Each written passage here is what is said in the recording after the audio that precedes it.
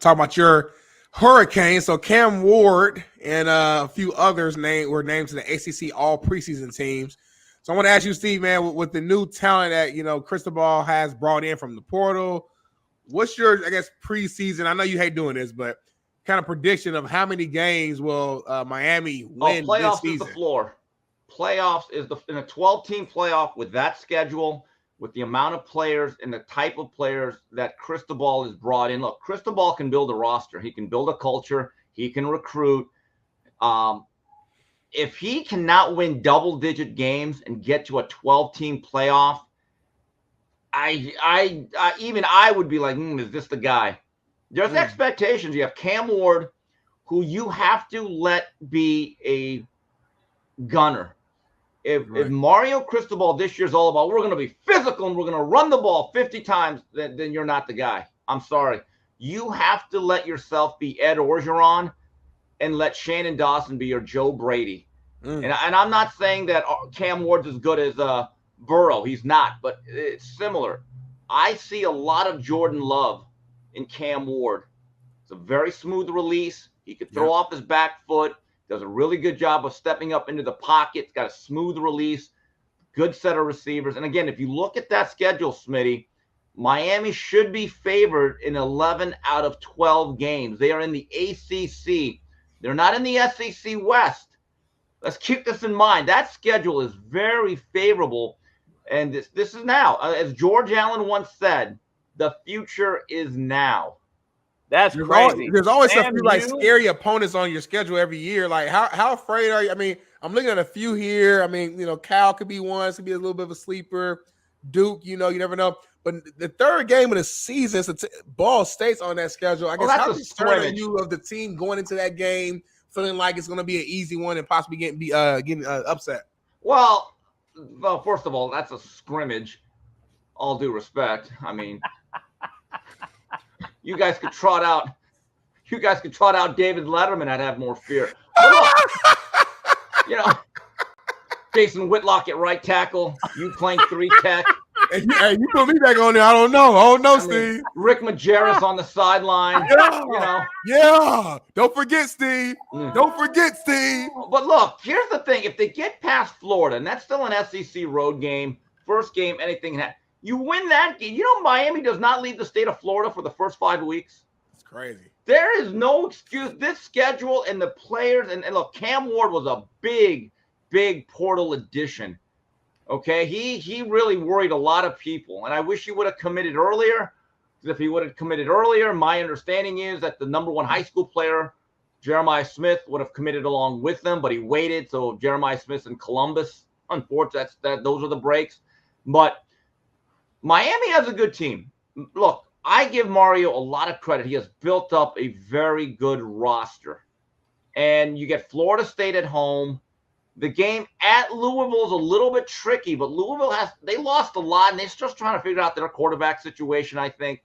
Look at that schedule. Tell me where they're going to really have a tough stretch. And again, Smitty, 12-team playoff. Yeah. Not a 14 playoff. It's not even an 18. The 12-team playoff. You're in the It'll be 14. It'll be 14, Steve, before we even we'll be making a 14-team playoff as we finish year 1 of the 12-team playoff, that's just where we are in this world. It's crazy. I don't get it. 14. Look, I think 8 was the perfect number. Yeah. They've already put 14 into fruition, I believe. I think they've already started the deal. I didn't understand it. I think 8's fine because you get all the conference winners, you get a couple of wild cards or at-large bids. It actually brings value to every single win or loss. Okay. Yeah. But I will say this, looking at the expansion, I'm not a big fan of what was going on, but when I read these magazines and I see that Michigan plays Texas in like week 2 or 3, I'm like, wow, you know what? Maybe this expansion ain't such a bad thing. I'm reading the magazines now and I'm just flipping through some of the weeks. There are some monster games that take place every week that we would not see. But here's the problem. The great thing about college football was you basically got one chance to beat a team that was your rival, and it really meant something. There's a value. We're going to start seeing situations now where teams are going to play each other 3 times in a year. They're going to play each other in conference. They might meet each other in the conference championship game, then they might play each other in the playoffs. So I don't know what that's going to do, but that is the reality. Steve, I like 4. I just like 4. I just think the best fucking 4 we're gonna get in every year. There's no cut and dried shit. Like, I just think you're gonna have sit outs, opt outs. You're gonna have a 12 play a 2, and it's or whatever. 12's gonna end up playing what, the 3 seed, and or is it 5? 12 and 5. However, it's gonna be. The first 4 get a bye or whatever. I don't know how it's gonna work. The first 4 get a bye, I believe, in the 12 team. I don't know how it's gonna 14. So 12 will get 5 then, right? So 12's gonna get 5. I mean, come on, man. Who wants to watch that game? I don't. It's going to be Liberty versus fucking Cal.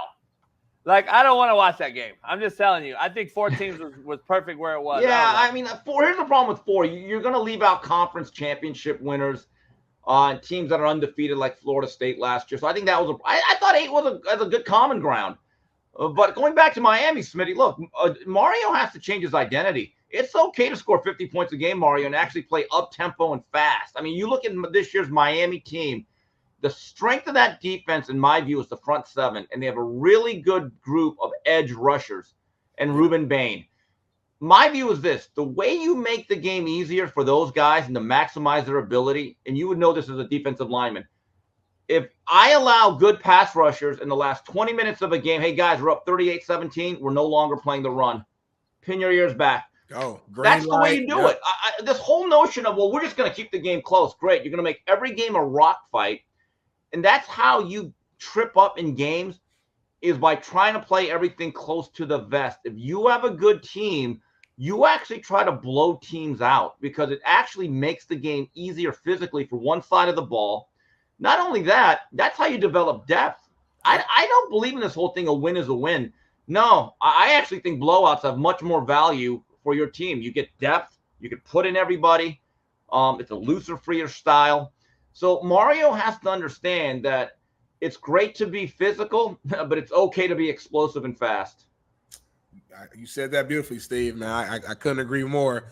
Some other news happened in the college football. I saw that there was a USC kid right here, 5-star guy, defensive lineman, Justice Terry, decommit from USC.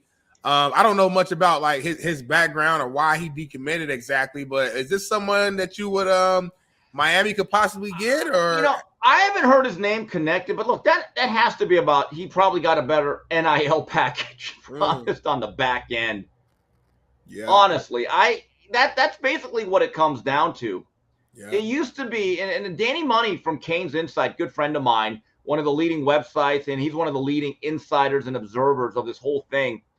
He said on a recent podcast that he does daily with PD Ariz, another good friend of mine, he said it used to be, Smitty, about 10 years ago, that the facilities and the bells and whistles were the deciding factor for kids deciding on a program, right? Like, what's your weight room look like? Do we have a PlayStation in every locker room? What's our players? Now it's just about what's the NIL. So my guess is this kid probably got a better financial package at another program, or something was promised to him on the back end. We have to be realistic about what takes place nowadays. I'm curious, I'm real curious on how this kid's in Georgia's backyard at Warner Robin, a place I recruited for years. He leaves, he gets out of that backyard of Georgia and comes out to USC, even from the gate, even as a commitment, Like, is there something wrong with this kid? Is there a reason Kirby didn't get him? Well, no, that's another thing, though, Coach. This is another scenario, and again, I'm just speculating. Maybe he's a kid that Georgia wasn't in on in the beginning, so he took an SC, but as soon as Georgia, the local school, got in on him or showed interest, maybe he flipped. That happened last year with Miami. There was a running back by the name of Kevin Riley, very explosive player, had some Alvin Kamara-like traits, and Miami had him the whole time. All of a sudden, 11th hour, Alabama came a call, and guess what? We lost him.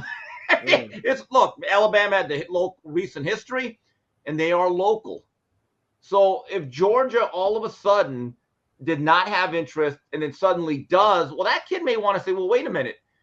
Maybe I don't want to go 2,800 miles. And here's the funniest thing, how winning does matter. I have been told by people that know much more than me and are involved in the NIL, Georgia is one of the few programs, they actually don't pay as much as everyone else. They actually sell the fact we're Georgia. We're going to win. We're going to develop you, and you're going to be coached up. Mm. So that's how winning does have value, though, still.